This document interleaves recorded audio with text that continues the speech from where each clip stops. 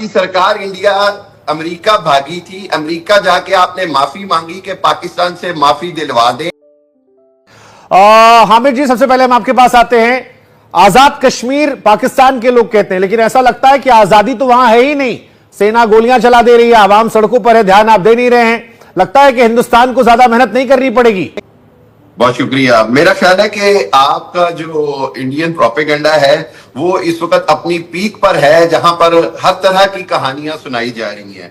देखें, आजाद कश्मीर के अंदर हालात मुकम्मल तौर पर कंट्रोल में हैं। वहां की आवाम की जो जायज मुतालबात हैं वो वहां की लोकल सरकार से हैं, जो कि पूरे मांगे पूरी कर दी जाएंगी और की जा रही हैं। और तीसरी बात यह कि कश्मीर का एक एक बच्चा ये कहता है कि हम हर हालत में जीते मरते पाकिस्तान के साथ हैं, और हम जो इंडियन ऑक्युपाइड कश्मीर, श्रीनगर, पुलवामा और जितना भी लेह और लद्दाख सारा है वो इंशाअल्लाह पाकिस्तान का हिस्सा बनेगा, और कश्मीर जो है वो पूरा का पूरा पाकिस्तान का अच्छा शेर था सर, मुझे याद आ गया कि मुझे मालूम है कि ये ख्वाब झूठे हैं, ख्वाहिशें अधूरी हैं, मगर जिंदा रहने के लिए कुछ गलतफहमियां जरूरी हैं। अच्छा, दूसरी बात यह है कि अभी मैं आपके आर्मी चीफ और एयर चीफ की गिदड़ भभकियां सुन रहा था तो मैं हंस रहा था।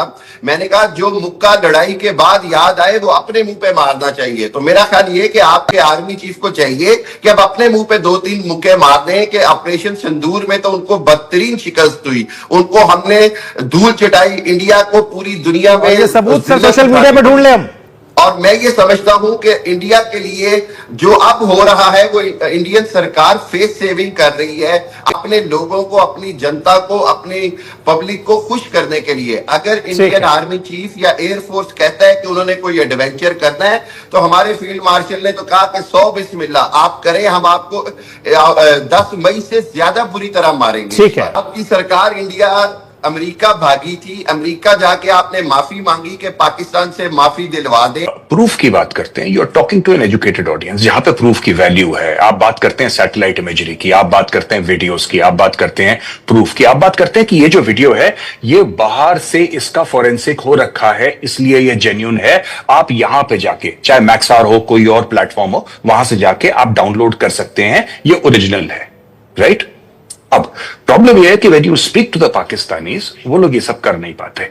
अब ये इन्होंने, पहले मैं था शिव के साथ एनडीटीवी पर ही, तो साहब ने बोला कि 5 रफेल गिर गए, इनके प्रधानमंत्री कहते हैं 6 रफेल गिर गए, कोई कहता है 3 गिर गए।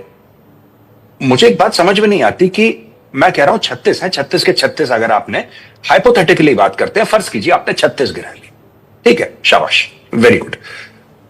एक बात तो मुझे बताइए सर, एक रफेल कहां गिरा है? कुछ एक रफेल गिरता है उसका मलबा होता है, वो जहाज है सर, कई टन का जहाज है, it's not a small thing.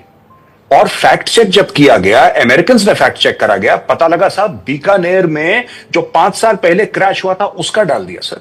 Sir Rafale और मिग 21 में फर्क होता है जनाब। आप ऐसे देखिए, this is good for a Pakistani audience Hamid sahab, this is not good for an Indian audience. अच्छा, दूसरी चीज है कि हमारे यहां एक कल्चर है फौज से सवाल पूछने का।